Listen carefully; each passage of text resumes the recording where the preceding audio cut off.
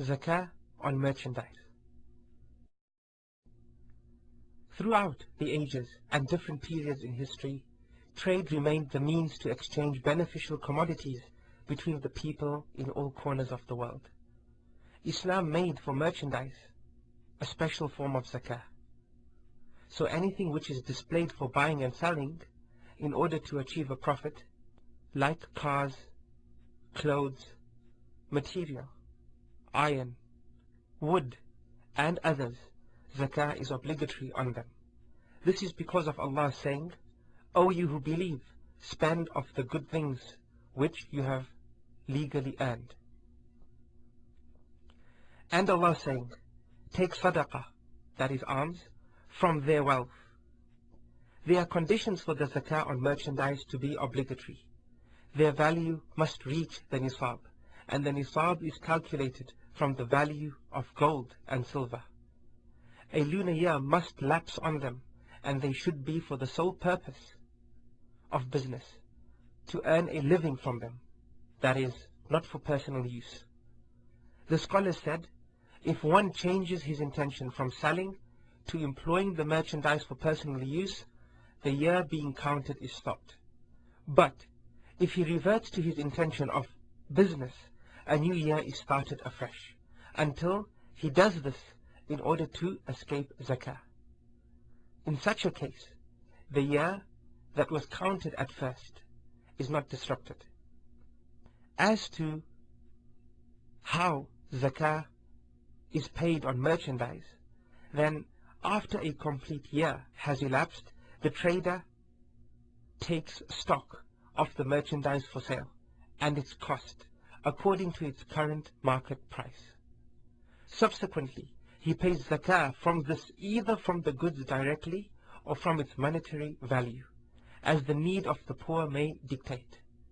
If the poor need the zakah in the form of goods, it is obligatory for the trader to pay it as such. But if the poor need the zakah in its monetary value, it is obligatory for the trader to pay zakah in this form, and there is no sin on him if he pays zakah either way. The scholars explain that zakah is only payable on the circulating capital that is set aside for buying and selling with the intention of making a profit. As for fixed assets, those are not included in the calculations, and zakah is not paid on such. For example, shelves and refrigerators in which goods are stored, vehicles for transport, equipment for lifting loads and similar items.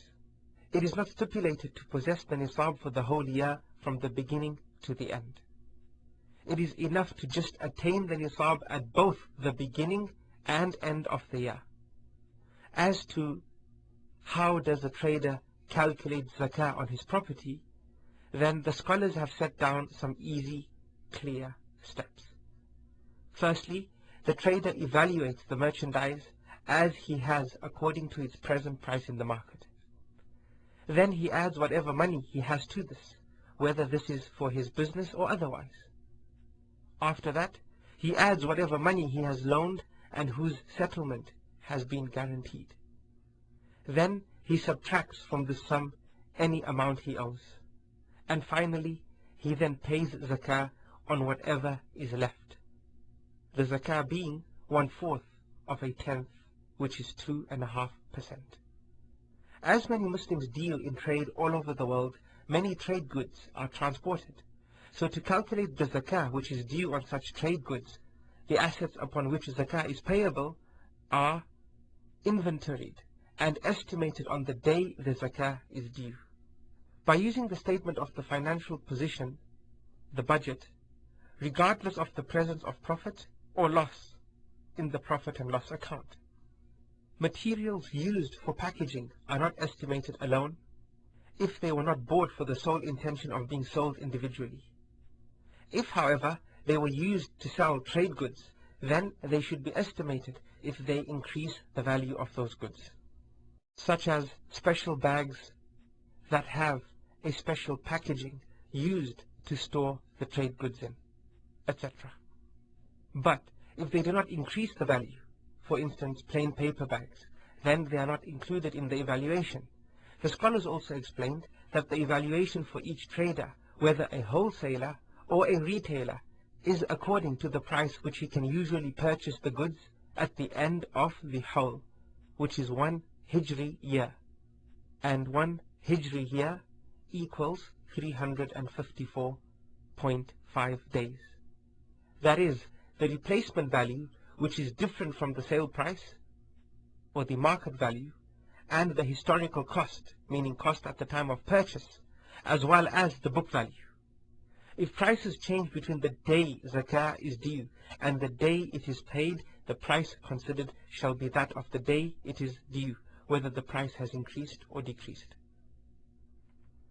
Concerning zakah of transferred goods, before taking possession of them, the responsibility of paying it falls on its owner. Ownership of the purchased goods is realized according to how or where they are received.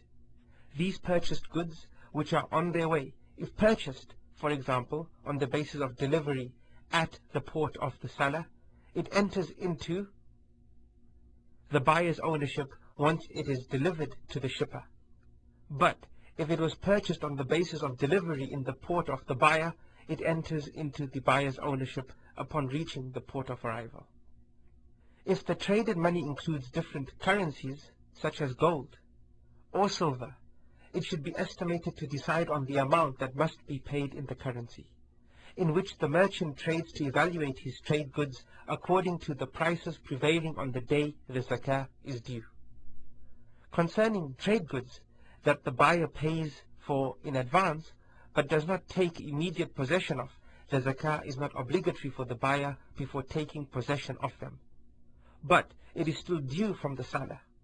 As for raw materials included in the manufacture of the material and supplementary materials, for raw materials before processing, intended to be included in the composition of the manufactured material, such as iron in the automotive industry and oils in the manufacturing of soap, its zakah is estimated according to its value by which it can be purchased at the end of the year. This also applies to animals and the like, and grains and plants intended to be manufactured. But for supplementary materials, which are not included in the composition of the manufactured material, such as fuel in industries, no zakah is due, just like with fixed assets. Concerning the zakah of non-manufactured goods and unfinished goods, zakah on these is like that of the zakah on trade goods, that is, according to its value in its current state at the end of the haul, that is, 1 lunar year. If another reason for zakah exists with trade goods, such as plants, the zakah paid on it is the same as that of trade goods. Due to the passage of time and the development of different types of trade, corporations appeared. It is possible for a corporation whose capital is $3 million to divide its capital stock into 10,000 parts. Each part, which costs $300, is known as a share. In such a case, one may ask how one should pay zakah on such shares.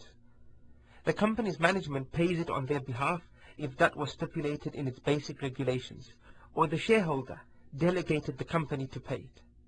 If the company pays the zakah, the fiqh council affiliated to the organization of the Islamic Conference adopts that zakah is imposed on that company, and it considers it a legal person, following the principle of joint ownership contained in the Sunnah pertaining to the zakah of cattle, which has been generalized by some scholars on all properties.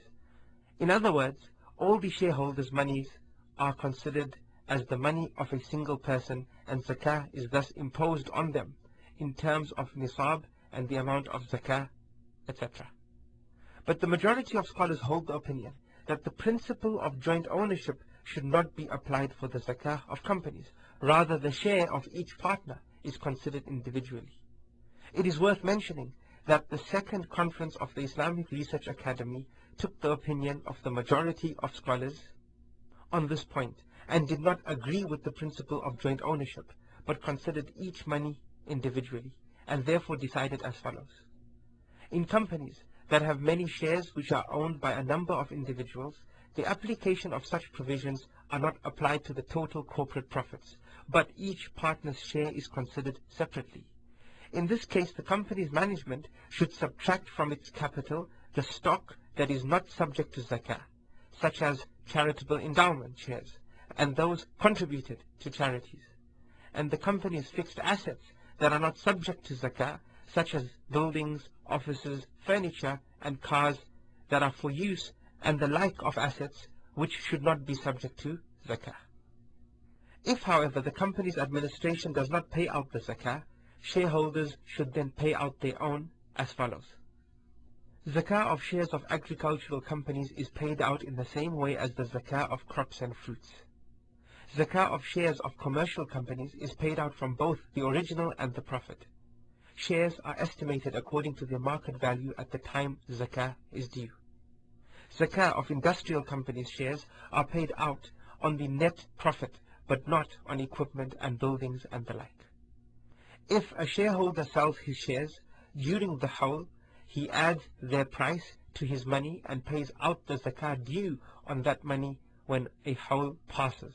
As for the buyer, he pays out his zakah upon the shares he bought, as mentioned before.